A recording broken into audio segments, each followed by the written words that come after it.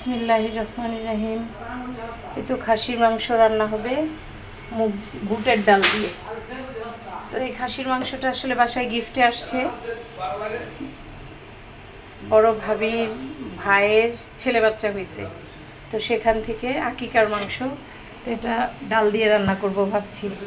তো বুটের ডাল দিয়ে খাসির মাংস রান্না আমার শাশুড়িরও পছন্দ, তাই ভাবলাম মাংসের পরিমাণ কম কম মানে আকিকার মাংস তো এর চেয়ে বেশি আসবে না, তো এটা দিয়ে আমি ডাল দিয়ে রান্না করব। বিসমিল্লাহির রহমানির রহিম। বিসমিল্লাহির রহমানির রহিম। বুটের ডাল রান্না করব খাসির মাংস দিয়ে। দুপুরে রান্নায় চলে আসলাম। সবাই কেমন আছেন? আলহামদুলিল্লাহ আমি ভালো আছি। তো গরম তেলে পেঁয়াজ কুচি দিয়ে দিলাম আস্ত গরম মশলা, কালো এলাচ, সাদা এলাচ আর দারুচিনি।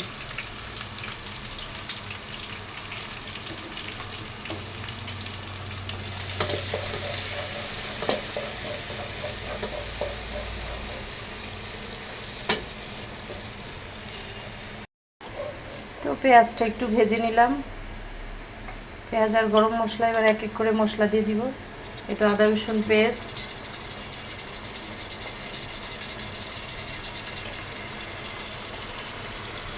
দিয়ে দিলাম লবণ, পরিমাণ মতো হলুদের গুঁড়া, মরিচের গুঁড়া, ডালের পরিমাণ একটু বেশি।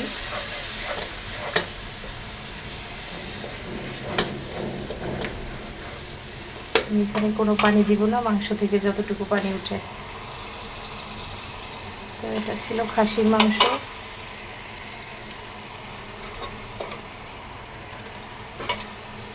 বিয়াই পাঠাইছে, বিয়ের ছেলে বাচ্চা হয়েছে, আকিকার মাংস আসলে এটা।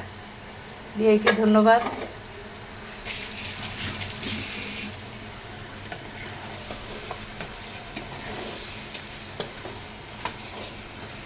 ডাল দিয়ে রান্না করব, বুটের ডাল দিয়ে। ডালটা আগেই সিদ্ধ করে রেখেছি।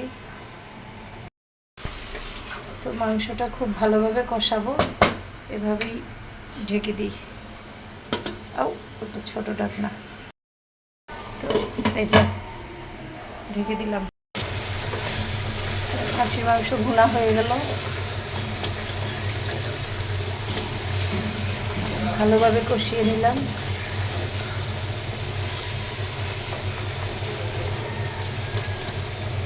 এবার দিয়ে দিব ডাল,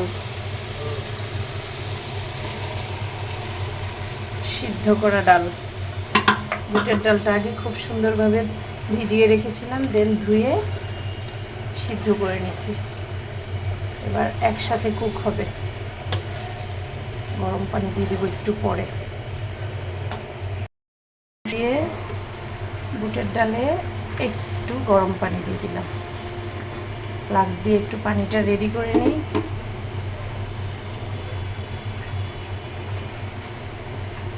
এবার জাস্ট জাল হবে।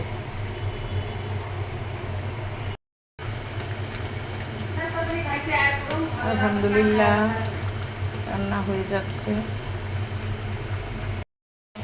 বুটের ডাল রান্না কমপ্লিট। এবার জিরা গুঁড়া দিয়ে দিলাম। আর অলওয়েজ আমি রোস্টেড করে জিরা তেলে কাচের বয়ামে রেখে দিই, এভাবে আর ইউজ করি।